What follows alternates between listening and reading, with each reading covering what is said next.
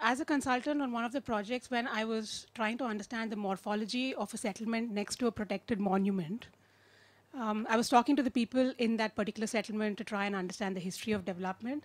So a resident put this whole idea of engaging communities in perspective for me by asking me a very simple question. So he said, you have come as a consultant on behalf of some organization. You tell me if it is fair that within the fenced area of the protected monument, they are building modern structures like toilets for conveniences of visitors. They have a visitor interpretation center ticket booth made out of glass and steel.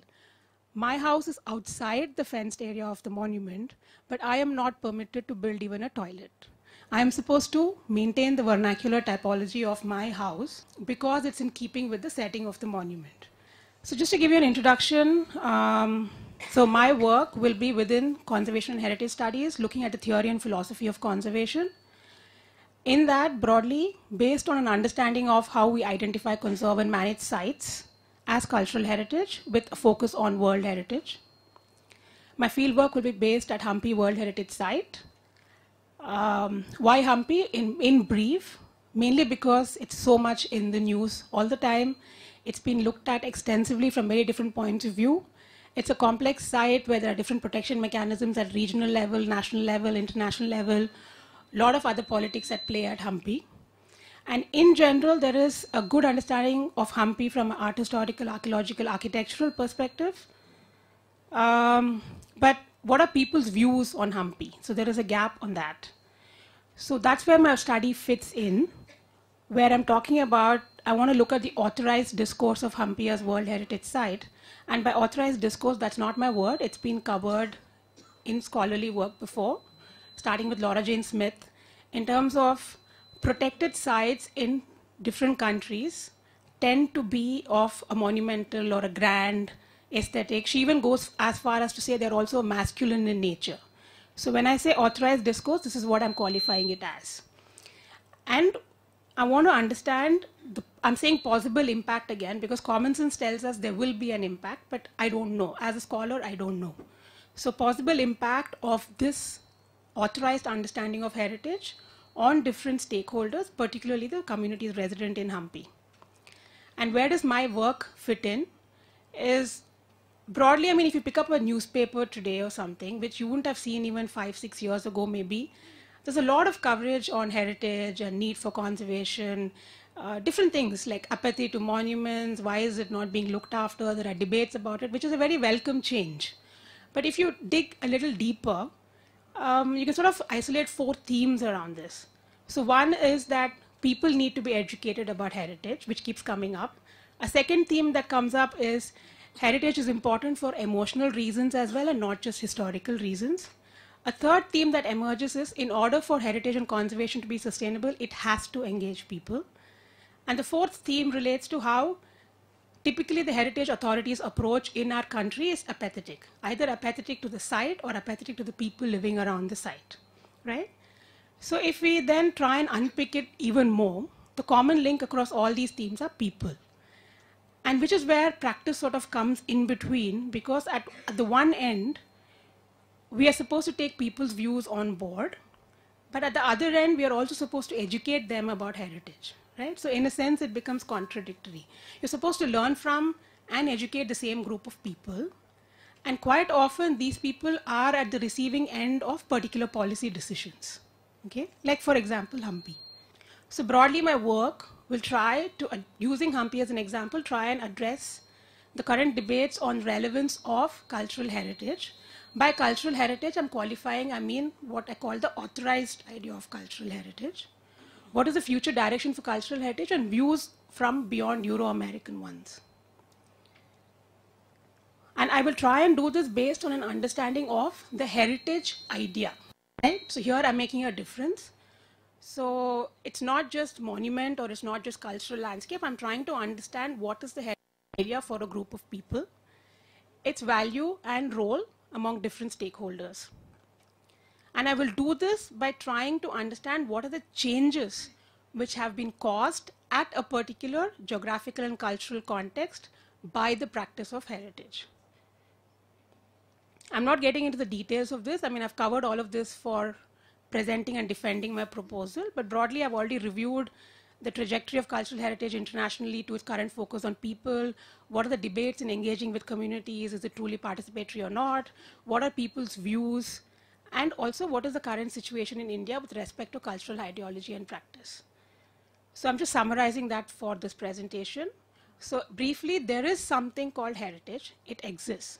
There's general universal acceptance on this. This is tied to identity and place. And second most important, this is made. It's not found. So heritage is not like an archaeological object that you find. Heritage is made because we give value to it, right? Which is where the we, again, the people comes into the picture from. The predominant understanding of heritage is as per European norms. So there are efforts to try and make it relevant to your particular cultural context, but broadly it follows the European norms. The concept of heritage itself is expanding because increasingly now it says heritage is like good for you. It's also emotionally important. It's central to the lives of people. It's sustainable to be involved in heritage. So there are a variety of reasons for why its scope is expanding. So starting with the monument, it's now become like a really vast field. And there is views which says that the methods that practice uses to engage with people to understand this expanding scope of heritage is limited. And I'm taking UNESCO World Heritage as a body which represents this changing trajectory of heritage. So if you trace the early inscriptions to World Heritage sites, maybe with the Taj Mahal or something, to more recent inscriptions like maybe cultural landscapes, or even very recent, the industrial meat packing complex which was inscribed. So there has been this change to what is heritage and consequently what is inscribed by UNESCO as heritage. So where I feel my work will fit in, the gaps, is, again, literature says there is gap on what is the heritage idea in post-colonial countries like India or South Africa or Australia, for example. In that, I want to qualify that there's a lot of work in Australia and Canada in terms of what is the heritage idea. And that there is literature which talks about what experts, again, I'm putting it in quotes, think is cultural heritage, but there's little or no literature on what people think is cultural heritage, particularly at authorized sites. Because here again, I'm giving that qualifier as authorized sites because there's again a whole different trajectory which says intangible heritage, rituals, customs, but there is a difference in scale that is seen. So intangible heritage is somehow seen as very local, indigenous, vernacular, particular to a site, as opposed to national or monumental heritage which is seen for the whole nation. So there is a scale at play already. For the purpose of my work, just to make it convenient, I don't agree with this basic division of communities of interest, practice, and place, but it's a convenient way for me to start. And this was put across very recently in ICROM as a people-centered approach to conservation, where you have to take the views of these three groups into account. So here again, I'm broadly summarizing a lot of literature. Communities of interest, Professor Menon's already here, Naveen's done some work, INTACH Charter. So in terms of, there is a bias towards preserving the Indianness of living sites. Practitioners seem to favor a preservationist approach in India, which is again written about.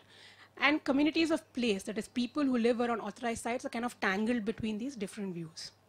So I was just trying to make, like going back to our mathematics, like some kind of Venn diagram or set or something. So you have an interface, which would be Hampi in my case. You have a heritage idea, and you have these three community groups, which may or may not intersect, which may overlap, which may not overlap, which is something I'm going to find out.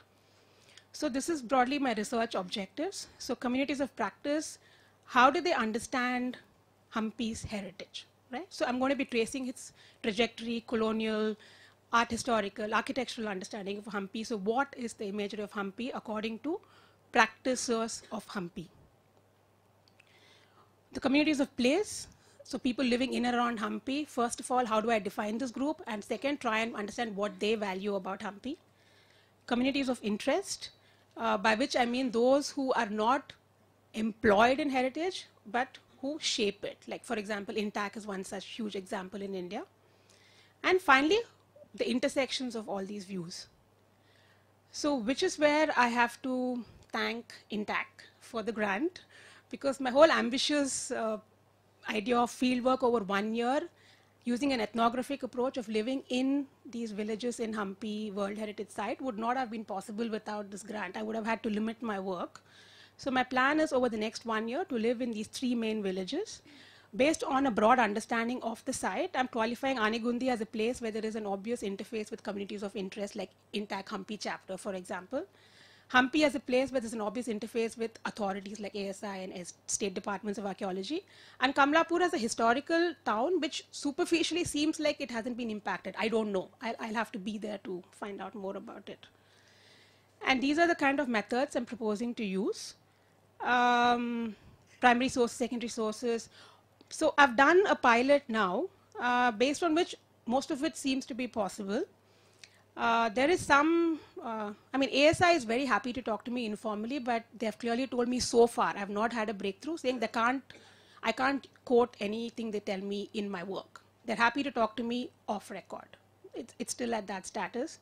State Department and Havama, a little bit of success in talking to them. Some success based on the pilot in engaging with community groups in Hampi and Kamlapur. So I'll have to see further how it goes.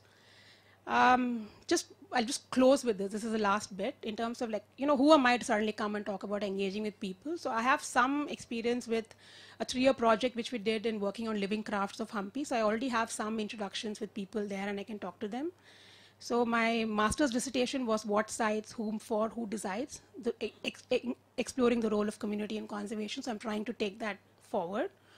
In Bangalore itself, we have a number of projects going on in engaging with community groups like Bangalore City Project, Malleshwaram Accessibility Project, Nakshe, where community-led culture mapping, Neighborhood Diaries, the first episode made possible again through an INTACH grant of trying to document people's versions of histories. And that's where I am now. Thank you for your time.